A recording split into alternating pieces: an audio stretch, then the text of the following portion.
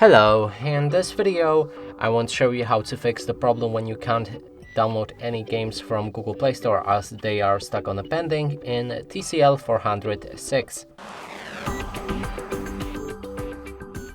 To do this, let's open a Google Play Store, and here we can try to download something like AliExpress right here.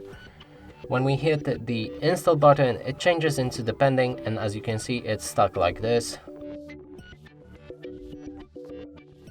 Yep, it doesn't change, so we can cancel it for now and move on to the fix. We need to open our phone settings, then enter system at the bottom, go for date and time and enable automatic date and time settings. You can go back to Google Play Store and try to install the same app.